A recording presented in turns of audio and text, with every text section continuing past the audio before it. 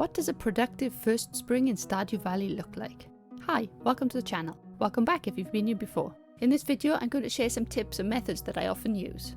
Stardew Valley is a game that can be enjoyed in many different ways. This farmer is going to try and be efficient. Here are my main goals for the first season. Unlock the mine carts, get a sprinkler system in place, get at least level 5 in each skill, buy at least 100 strawberries, dance with someone in the flower dance. I wanted to choose someone I haven't married before, so we go in with Sebastian. Good progress towards the community centre, good progress towards a nice looking farm. I begin the same way most people do, clearing debris and planting parsnips. I'm making a patch of 40, watering as much as my energy will allow. I'll be hoping for enough forage, preferably spring onions, to eat for more energy. I spend all of my money on parsnips. There are more profitable crops, but I intend on using them mostly for food in the mines. Taking a screenshot is a handy way to see where the forageables have spawned. Then it's home to plant and check my quarry. 1 copper. Thanks game. I'll only talk to and meet the NPC I intend on marrying today. The scythe doesn't use any energy, so I'm prioritising weeds. These special weeds always drop a mixed seed, and I want all the mixed seeds I can find. I made sure to reach level 1 foraging, so that I'd wake up with a full energy bar. Okay, so the reason I only met Sebastian was for this. The item delivery request gives friendship points, and can only be requested by an NPC that you've met, and I've only met 3. Luckily for me, Sebastian wants an easy to find item.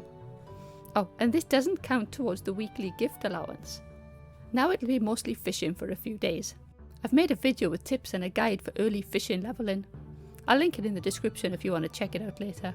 I kept the fish I'd need for bundles, sold the rest and got level 2 fishing. I fished at the lake for the majority of the day before going into town. If your inventory is full, you can drop stuff on the ground. It will stay there until you exit the game, and NPCs can't damage them. As I intend on dancing with Sebastian at the flower dance, I'm going to be talking to him every day to make sure I get 4 hearts in time. I headed home to sell stuff and chop down trees. I'll be leaving the tree stumps for now, as these give less XP and wood than the main tree. The stumps can also spawn tree seeds nearby that you can dig up for crafting field snacks, or holding onto and planting trees later.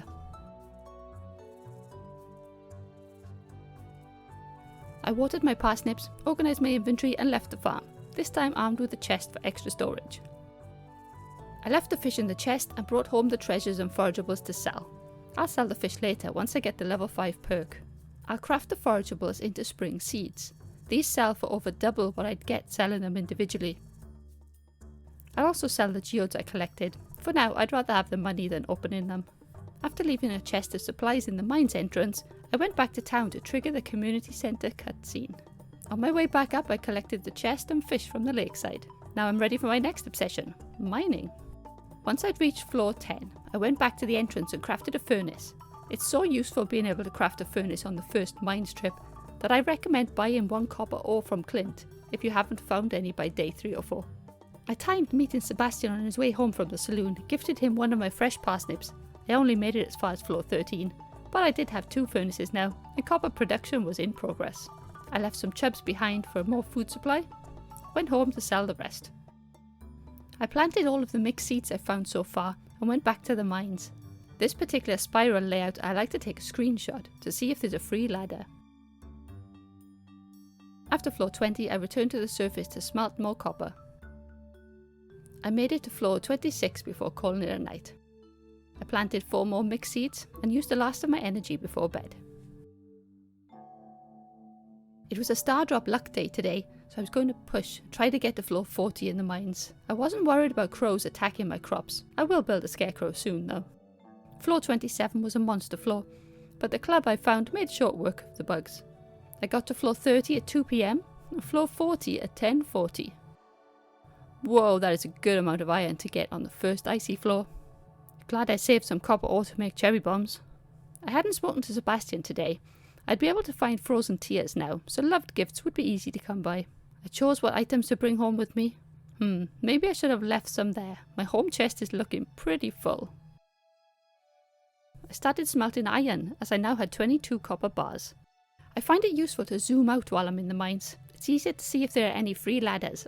I spent my day mining ore, collecting frozen tears, and chasing dust sprites that insisted on running away from me. I hadn't planned on getting any deeper in the mines. Today was all about the amount of resources I could collect. I didn't want to go deeper in the mines without an upgraded pickaxe, so I did a lot of errands today. I watered the crops and went through town on my way to see the wizard. I checked the quarry when I got back.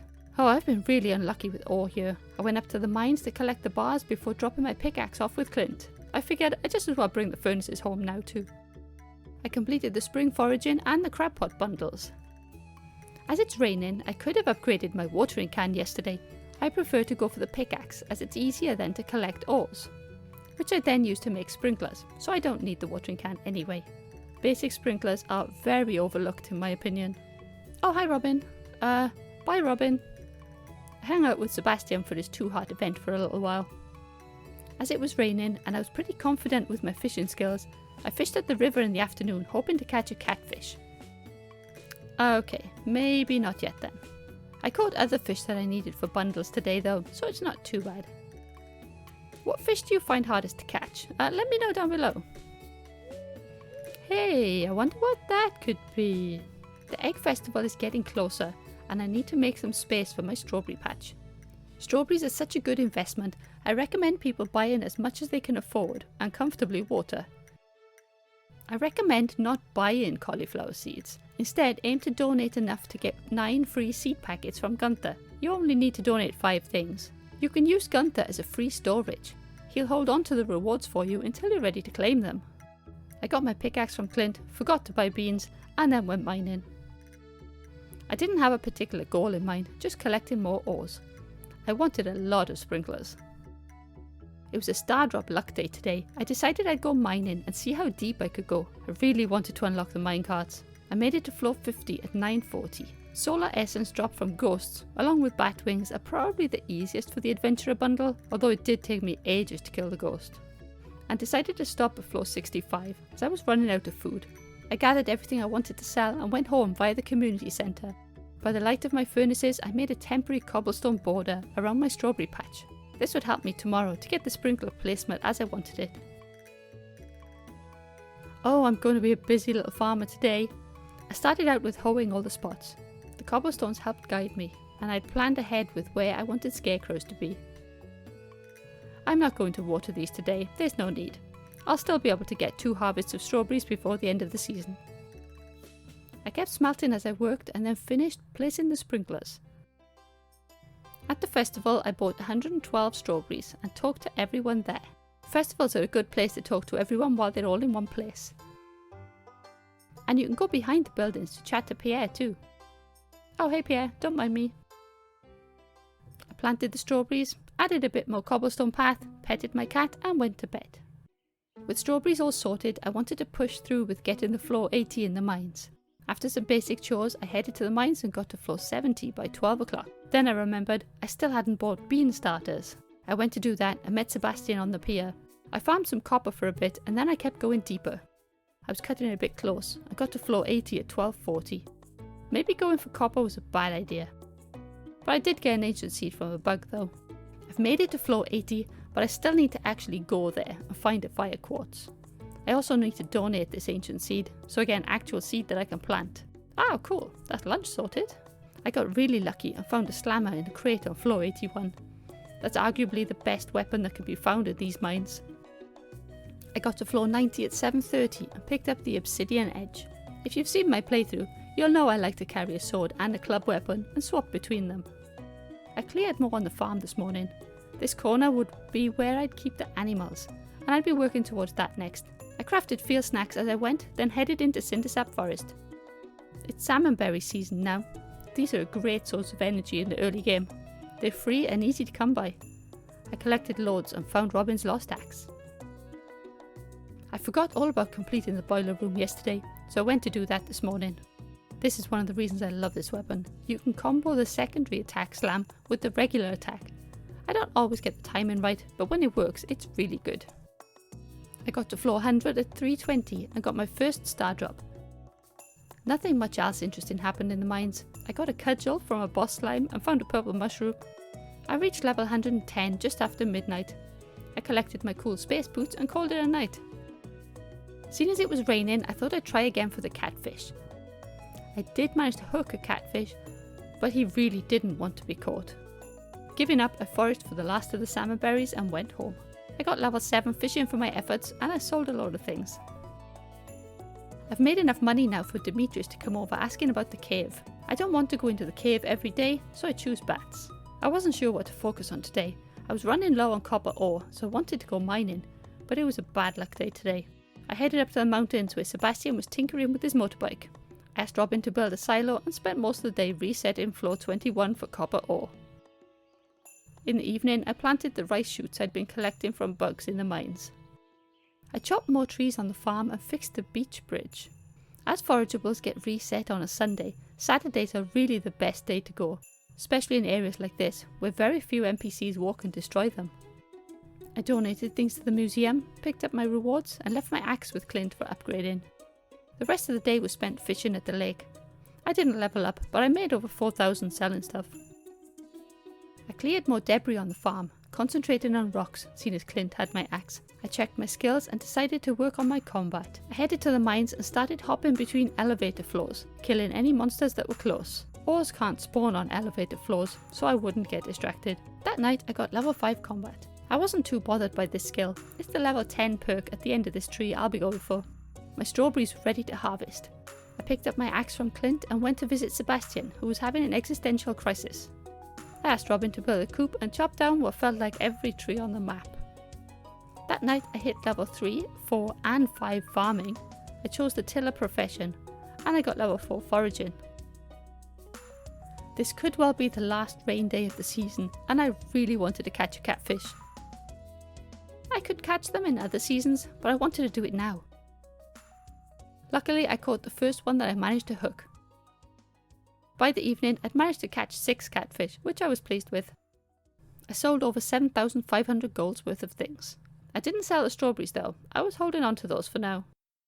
I harvested the beans and cauliflower before making a start clearing the hardwood stumps off the farm. At the flower dance I bought a seasonal plant from Pierre. I like this one as it looks like a snowman in the winter. I asked Sebastian to dance with me and showed everyone just how uncoordinated I actually am. Do you have a favourite person you like to dance with?